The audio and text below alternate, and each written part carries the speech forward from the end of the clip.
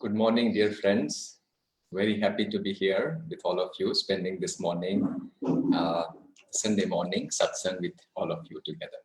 So the next hour is for all of us to enjoy the company and the presence of the Masters together. So we'll do a few chants, a little meditation, and then we'll take it forward from there. So let's begin this meditation with a prayer. Divine Mother, Heavenly Father, friend, beloved God, great Gurus, Jesus Christ, Babaji Krishna, Lahiri Mahashay, Swami Shri Yukteswar, and Paramahansa Yogananda Ji, saints and sages of all religions. Beloved Swamiji, we humbly bow to all of you. Divine Mother, great Masters, be with us in this satsang. Help us feel your presence in and around us. Purify us and make us perfect instruments of your consciousness into this world. We are your children, here to do your work. Be with us, guide us, bless us. Om Shanti, Shanti, Shanti. We'll do a few chants and then a short meditation.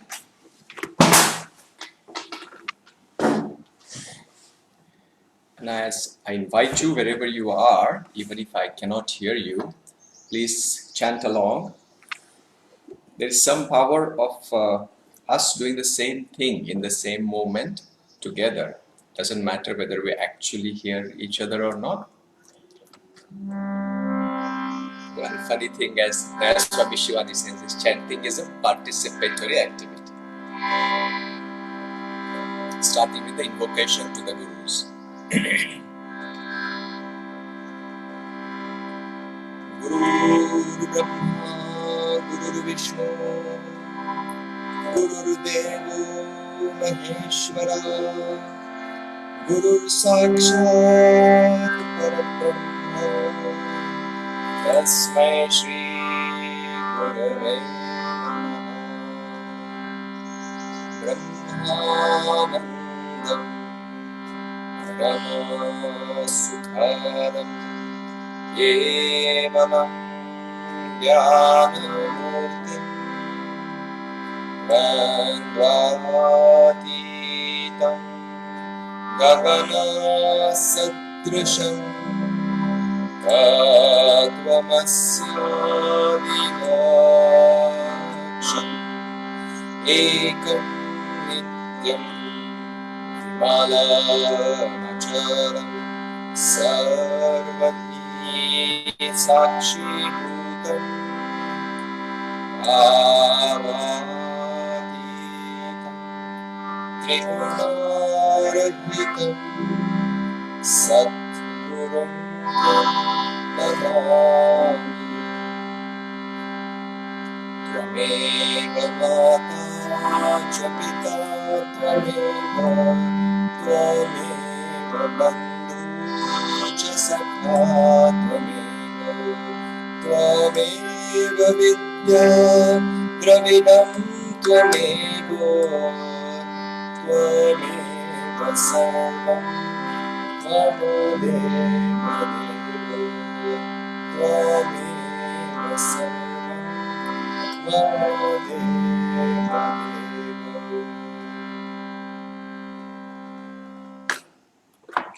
This first chant is Lord, I am thine.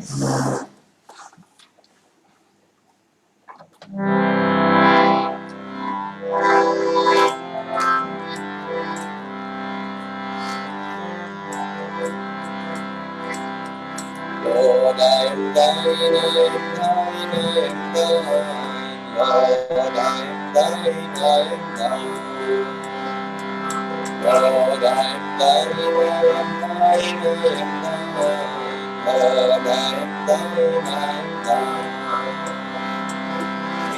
thou mine, oh, be thou mine, be thou mine, oh, be thou mine. I am thine, I am thine. Be thou mine, oh, be thou mine, be thou mine, oh, be thou mine. I am thine, I am thine. Lord, I am thine, I am thine, I am thine. Lord, I am thine, I am thine. Lord, I am thine, I am thine, I am thine. Lord, I am thine, I am thine.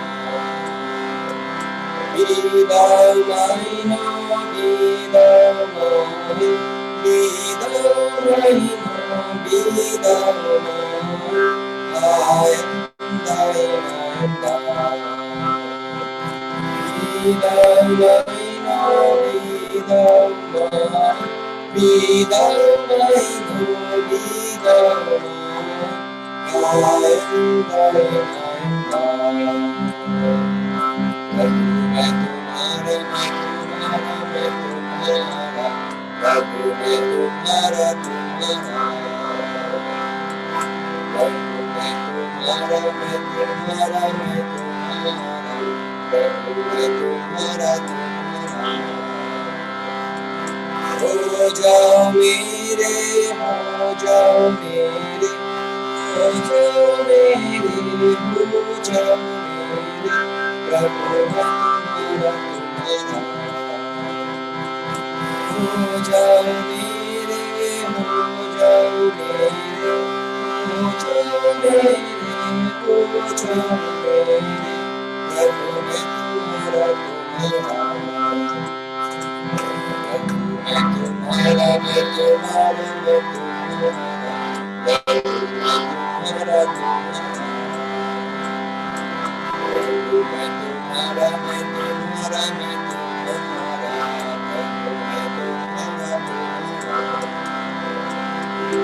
हो जाओ मेरे हो जाओ मेरे हो जाओ मेरे हो जाओ मेरे प्रभु मैं तुम्हारा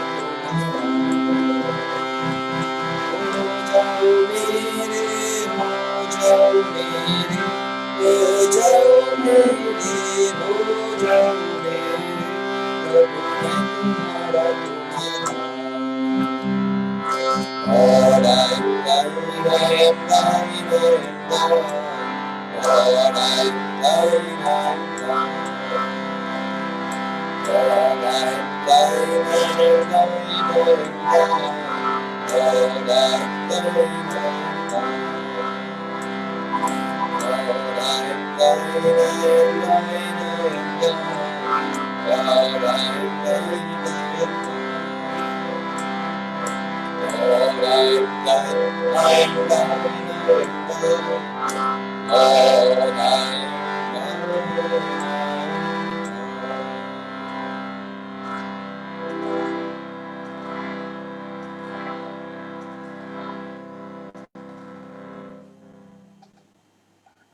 And this next chant we will take into meditation. I have made thee pole star of my life. This is one of Master's chant.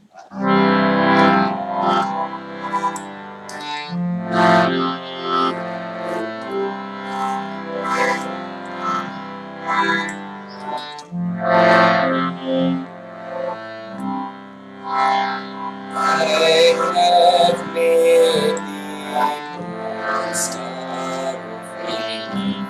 I have made thee pole star of my life. Though my sea star and my stars are born, though my sea star and my stars are born, still I see the path my mercy. Still I see the path my mercy. I have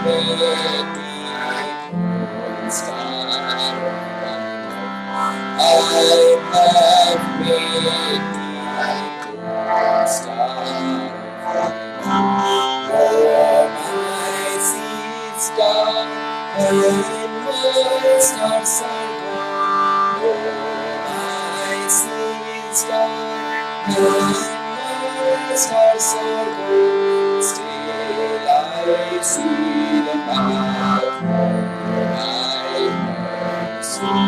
Still I see the path thy mercy. I have made the star. I have made the star. Oh, my sea is gone, and my stars are gone. Oh, my sea is gone, and my stars are gone. Still I see the path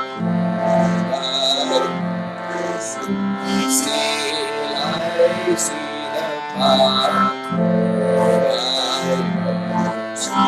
have made the star. I have made the star. Oh, my sea is gone, and my stars are gone.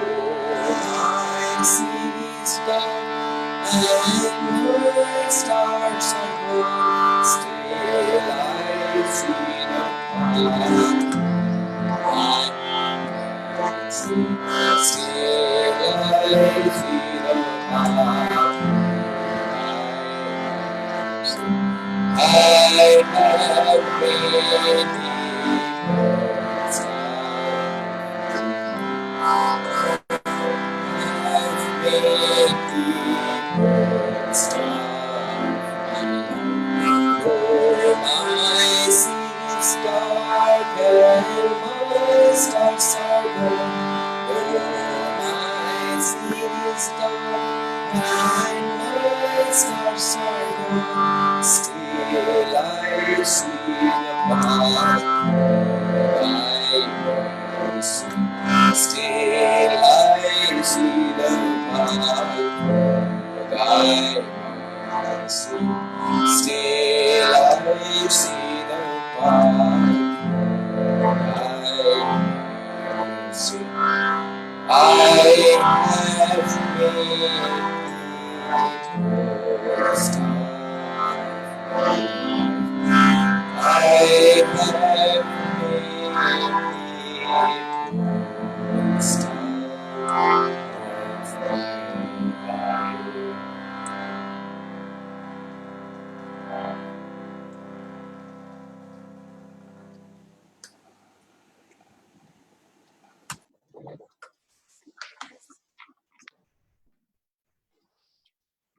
And with that chant, let's begin our meditation. Double inhaling, tensing the body.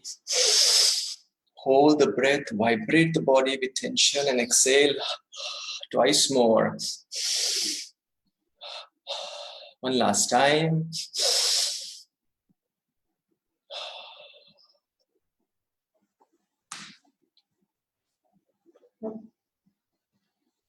And still feeling the energy of the chants. Let those words vibrate, reverberate within our consciousness.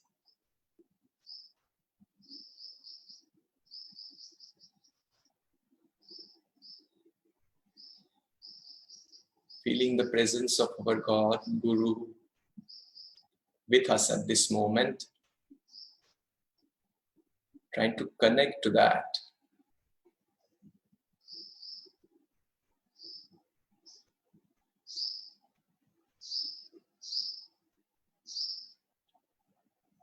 Practice any technique that you know of. Most importantly, try and feel that presence.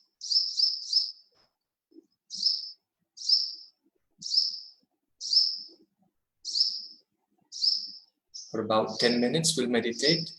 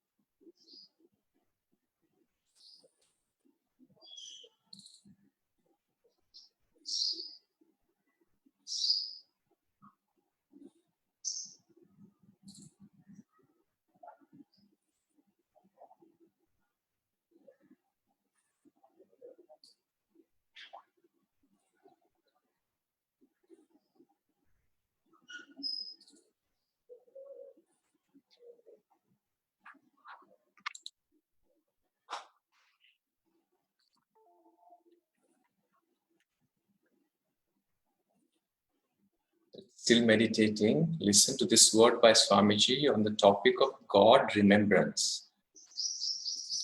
Swamiji writes, to remember God means not only to think of Him constantly, but to realize that finding Him is an act of remembrance truly.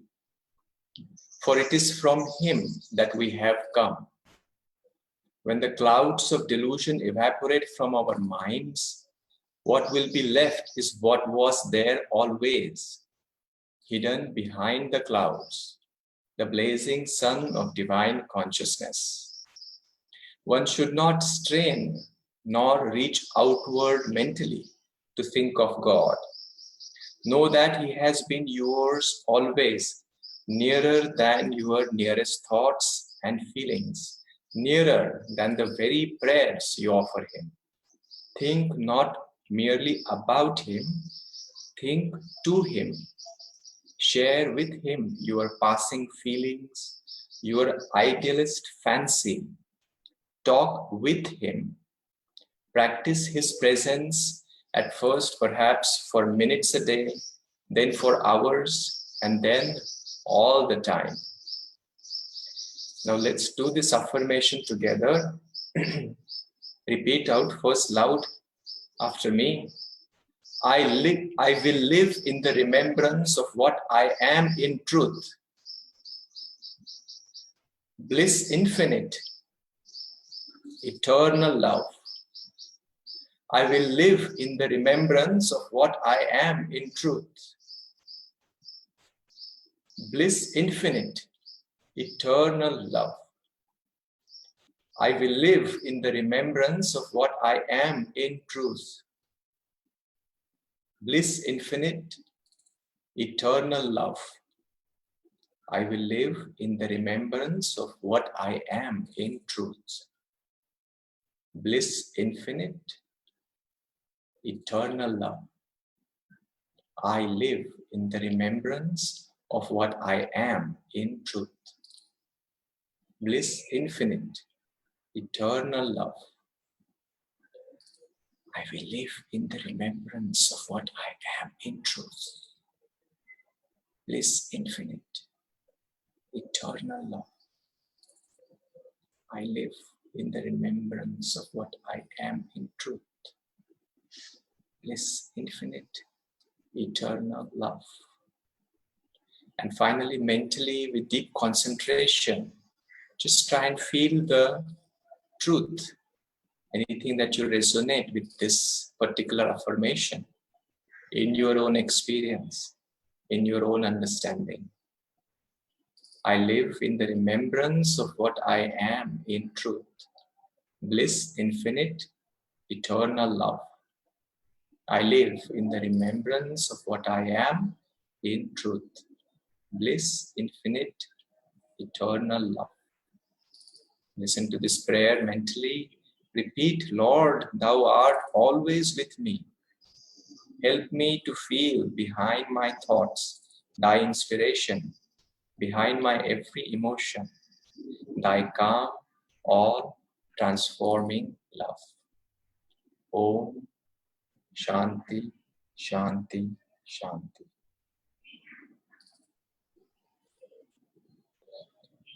Now I request Nitendra and Pranita to do a reading for us.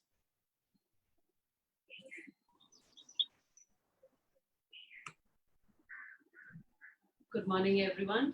This reading is from the Whispers from Eternity by Paramhansa Yogananda. Demand to see God in everything. O Father, may I behold Thee above, beneath, behind, around, wherever I turn my gaze.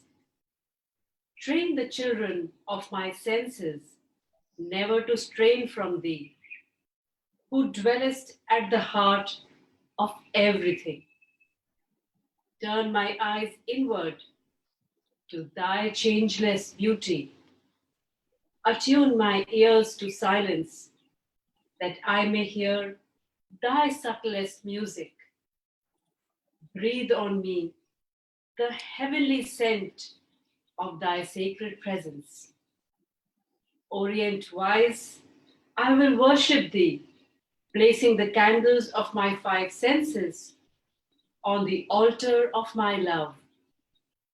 Thus, I will contact Thee in the first pale shafts of dawn, absorb Thee in the bright light of noon, expand in Thee with the hidden glow of twilight, and merge in Thee in the silver moonlight. Always will I keep alight on my inner altar the mystic taper of my love for Thee. This is a reading from Rays of the One Light. Abiding in God. Truth is one and eternal. Realize oneness with it in your deathless self within. The following commentary is based on the teachings of Paramahansa Yogananda. Yogananda often emphasized, more often to his disciples than to the general public, but also to everyone generally, for it was a universal teaching, the importance of attunement. For divine understanding cannot be created, it must be perceived. To the disciples, Yogananda spoke of the importance of attunement with the Guru. To others, he urged the importance at least of attuning oneself to higher consciousness. Can eagle rise without support from the sustaining air? Jesus Christ said in the Gospel of St. John, chapter 15, I am the vine, ye are the branches. He that abideth in me, and I in him, the same bringeth forth much fruit. For without me ye can do nothing. If a man abide not in me, he is cast forth as a branch, and is withered, and men gather them and cast them into the fire, and they are burned. If ye abide in me, and my words abide in you, ye shall ask what ye will, and it shall be done unto you. Herein is my Father glorified, that ye bear much fruit, so shall ye be my disciples. How can we abide in him? Jesus says, if my words abide in you. By words, he meant not only spoken words, but his vibrations, his consciousness, of which the words are only an expression. We must abide by the teachings, but we must also absorb those teachings into ourselves, that they become our own experience. For disciples of this path, the more in their hearts they live consciously in the presence of the masters, the more they will find the divine presence living within them. And for all truth seekers, whether disciples or not, the more they live sustained inwardly by the awareness of God's presence, the higher they will find themselves soaring in wisdom and joy. For the Bhagavad Gita says in the 10th chapter, I am the source of everything. From me all creation emerges. Blessed with this realization, the wise, awe-stricken, adore me. Thus, through holy scriptures, God has spoken to mankind.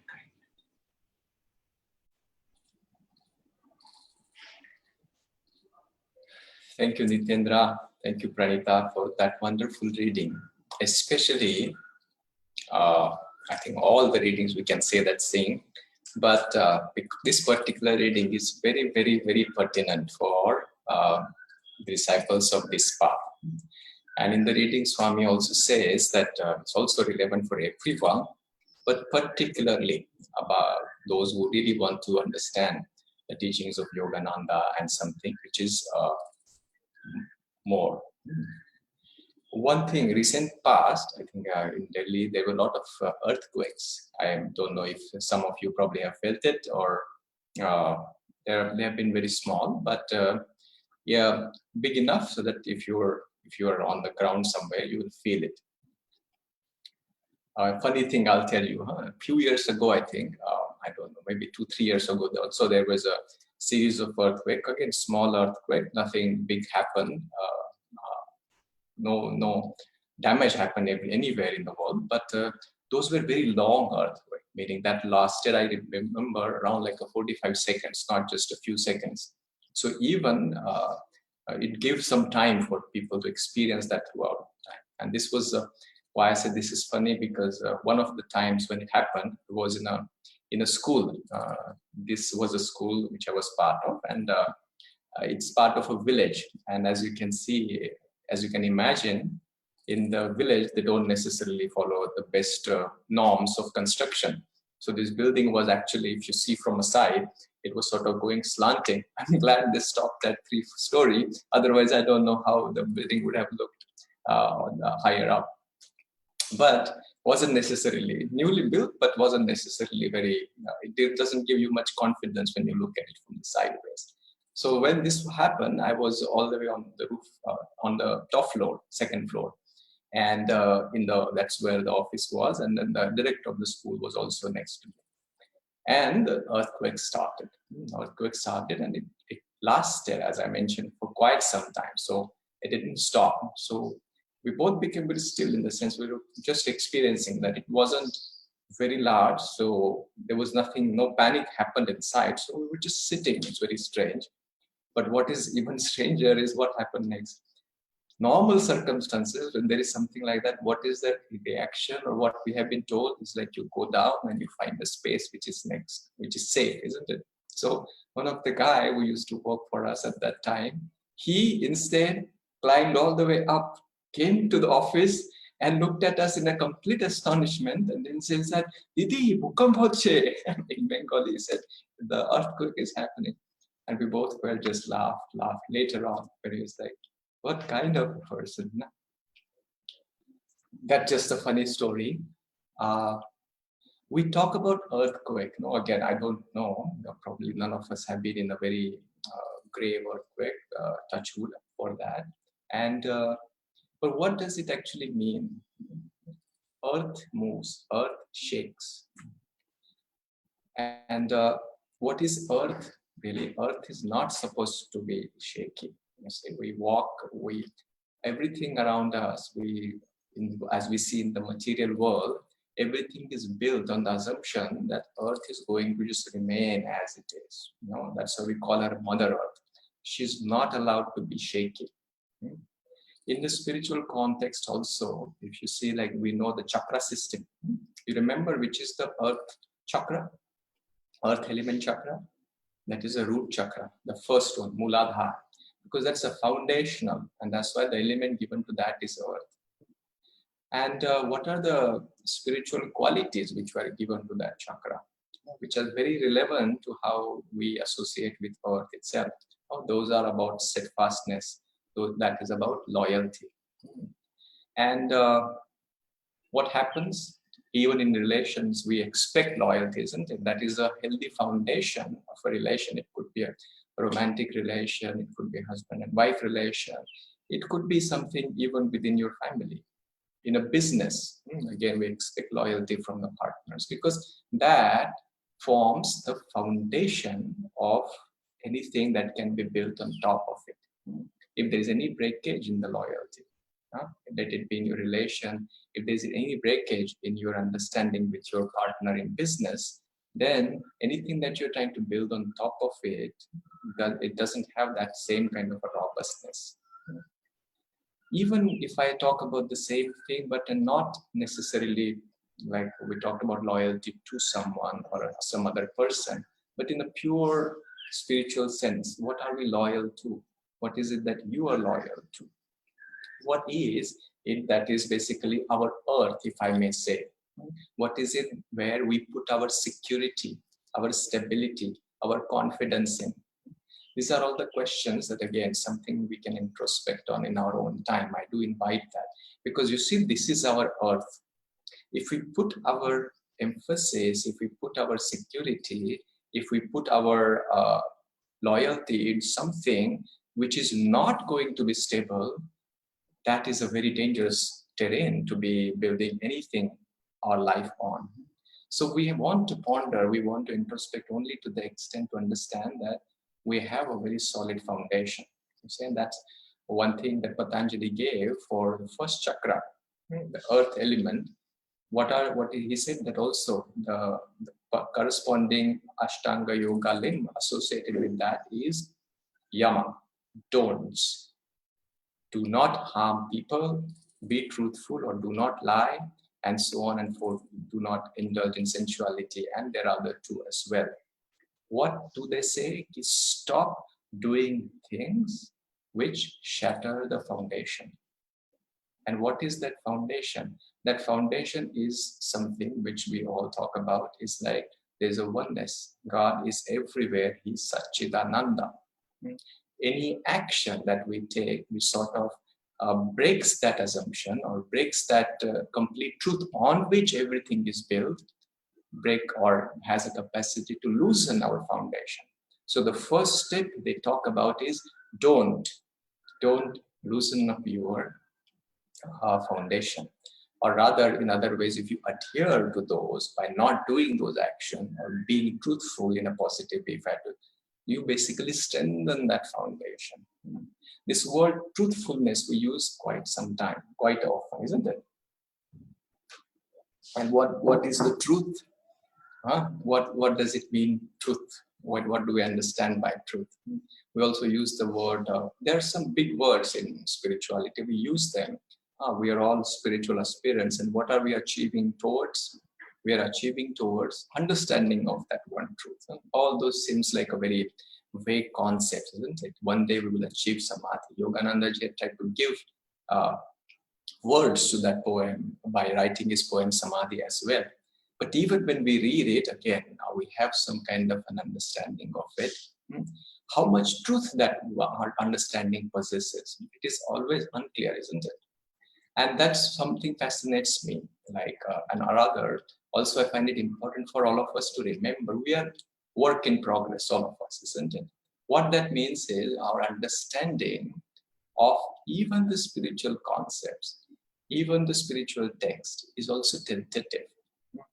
Few years ago, if I myself reflect on my own understanding, when I started, I had a very romantic notion of spirituality. Even the concepts were all very fascinating. I said, this is piece of cake. I do it most of the time, but even in time, that understanding also grew. In some ways, we look at it like, what if I ask you these questions, who are you?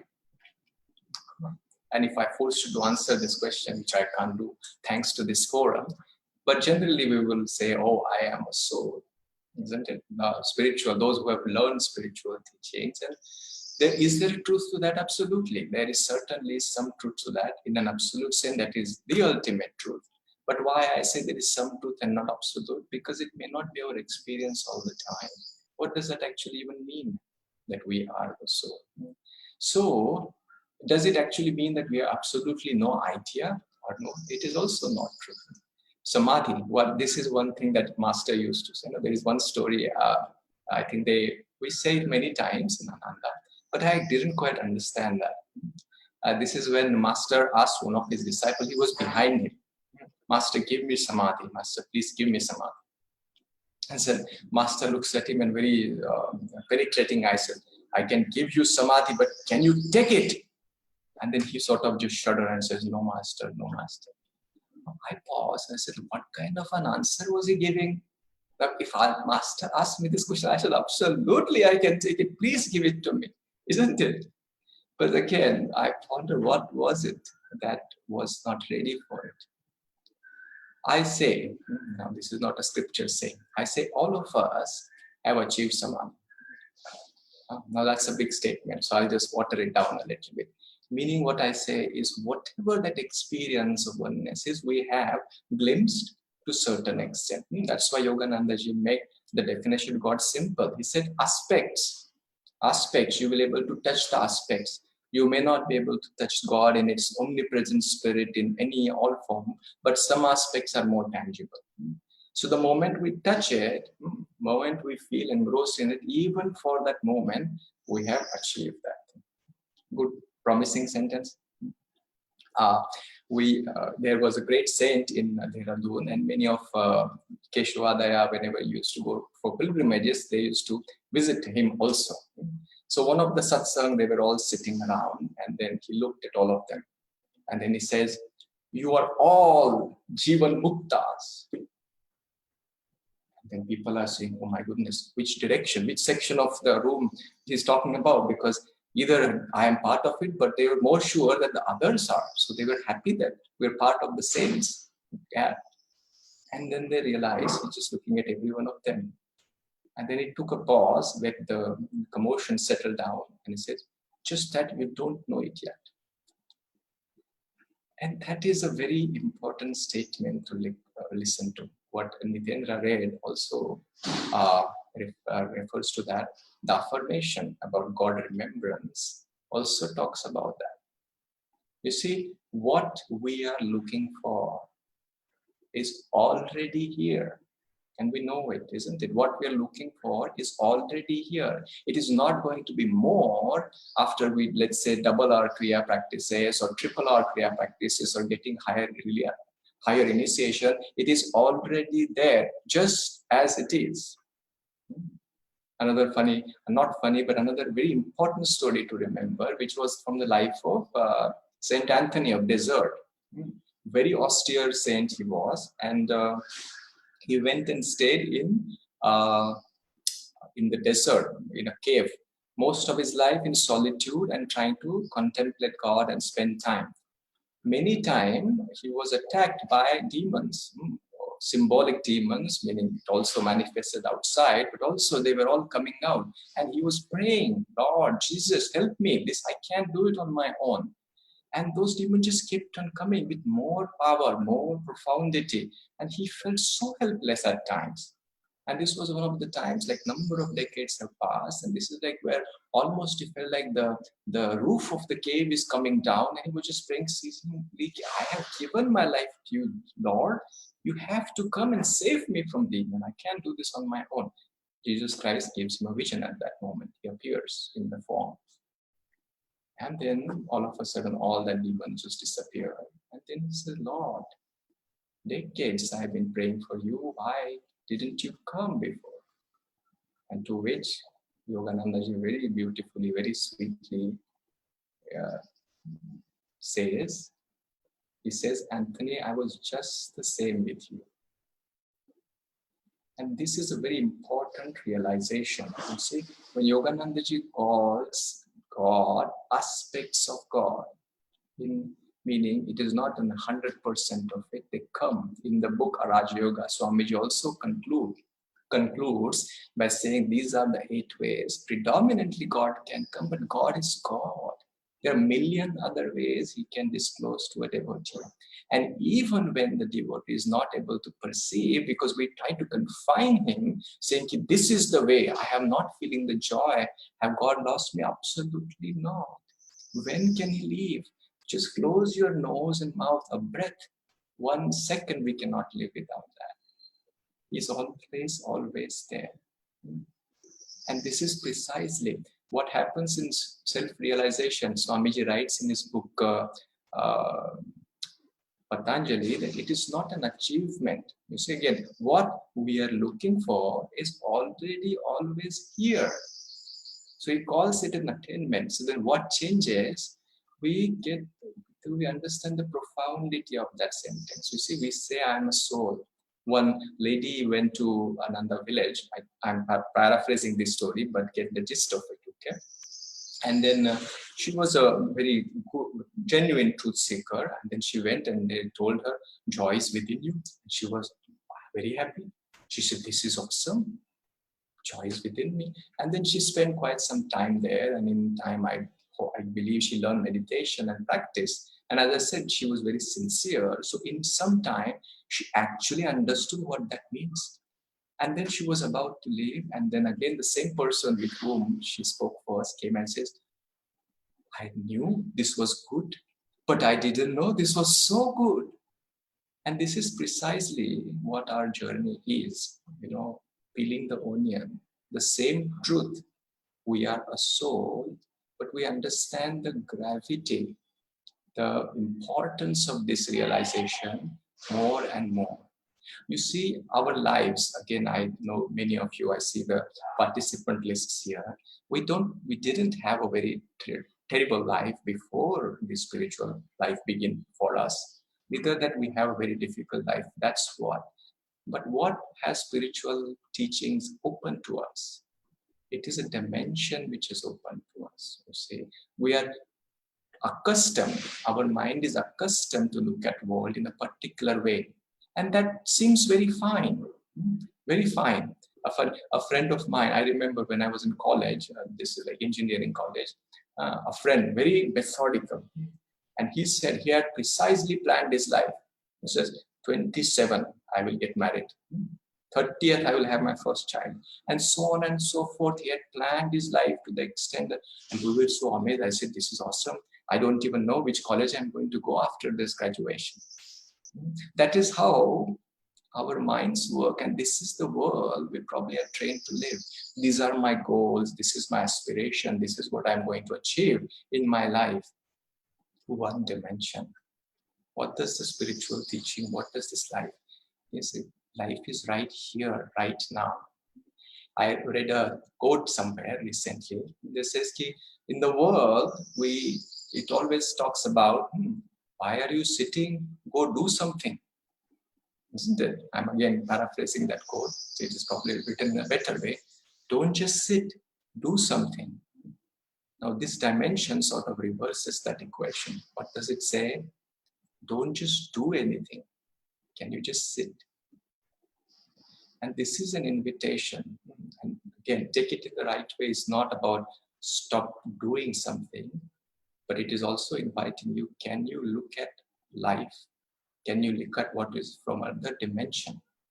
The dimension which will allow us to sink into that realization with more truthfulness. I am a soul. Can we water this understanding that we have in a more and more way? One final story I'll tell you, and this is probably trying to make it more practical. You might have heard this before. This is from the life of Vedavyas. And Krishna was on the other side of the river.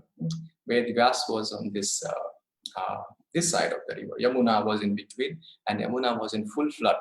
Some of the disciples of Krishna came, and they wanted to offer Krishna some prasad, sitting on the other side. But Yamuna was there in between. But they knew Vedavyas was a very solid character. He can even do miracles. So he said, can you do something about it? We want to cross the river.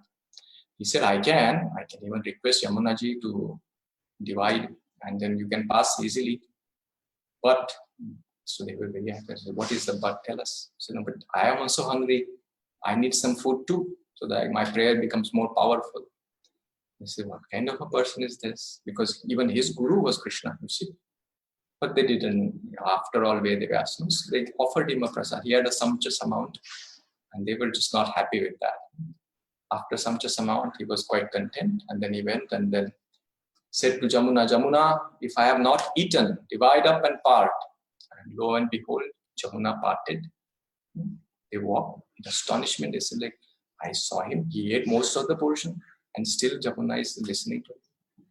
So they went there, and Krishna was sitting. They offered the remaining prasad to Krishna. Krishna said, this is all we could say for you, Lord, because on the other side there was a lot of, anyway, we don't want to go into that story. Please have this prasad. So Krishna said, no, I'm very happy you brought it for me, but you see the guy on the other side, he fed me too much. They said, this is amazing. And then they realized that he was offering that everything that he was eating to Krishna. Now here is the thing for us to reflect. We look at this story and then wonder, what is it? We generally try to put ourselves into the shoes of those disciples. But I want us to put it into the shoes of Lord Vedavyasa. Because you see, like, if you reflect, when you eat, what happens to that food? It goes into our systems. And if you see what is our participation in anything, what happens to that food once it is chewed and then taken down? Our participation has ended. And then some other force takes over and then do the digestion process and make it into the life force. All of it is happening without any of our conscious awareness. So if I say that, even when we are eating, whom are we feeding? Can you answer this question for yourself?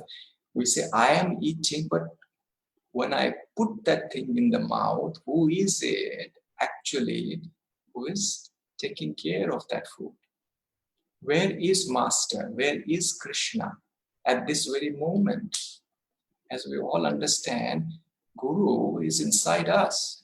He's not there in a picture. He's not because I've just kept a picture of Yoganandaji here. We try to pay to him, but as the affirmation was titled, it is not enough because he's here. And when we remember that, and the moment you're eating that food, if you just for a moment remember that, where is this going? We are feeding ourselves like Vedavyasa. And this is something we have to do. You see, abiding in God, attunement, the word that they use, and compassion, these are the words. If I ask you, is attunement a noun or a verb? Is compassion noun or a verb? You will say it is noun. Our minds will say it is noun because grammatically they are a noun. But they have to be a verb. What means is that if we do not act, those are just words, have no meaning to that. I am a soul has to be act and lived. See, I'm almost done. I will finish with this thought. We have done very good when it comes to, we have trained our mind to live in a particular way.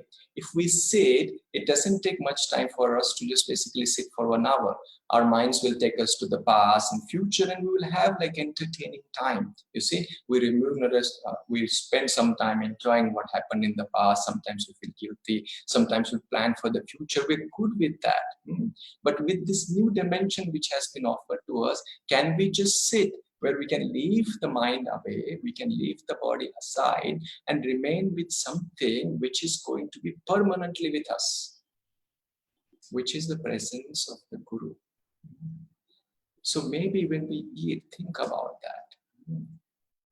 In India, we always say, when you eat, don't talk.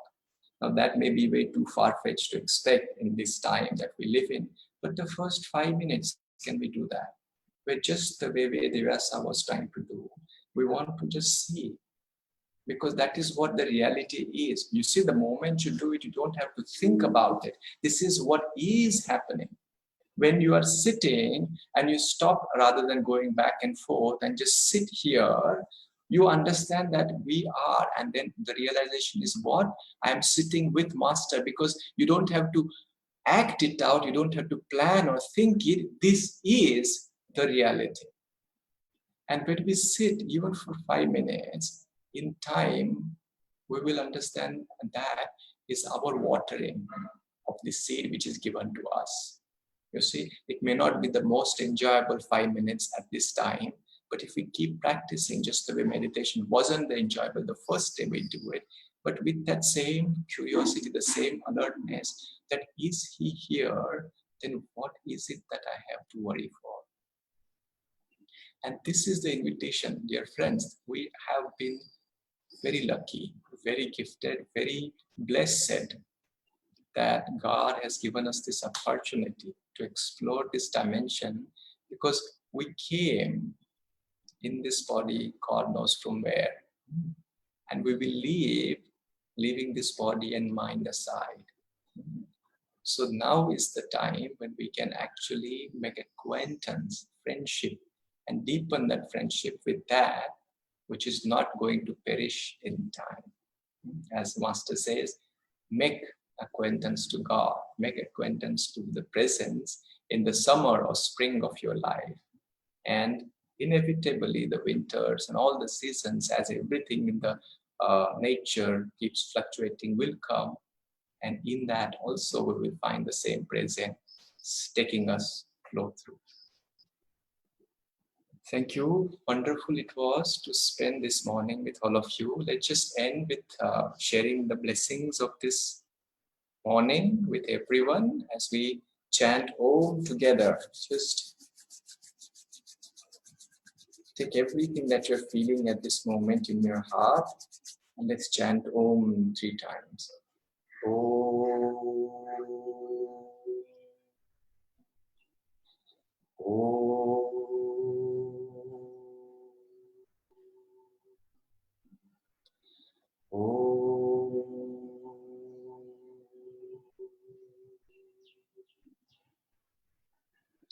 Divine Mother, may thy love shine forever on the sanctuary of our devotion. And may we be able to awaken thy love in all our lives. Om Shanti, Shanti.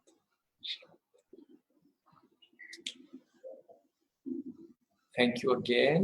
Thank you, Nitendra, Pranita, Jayanti, and I see a lot of friends from Noida here, and also from Gurgaon.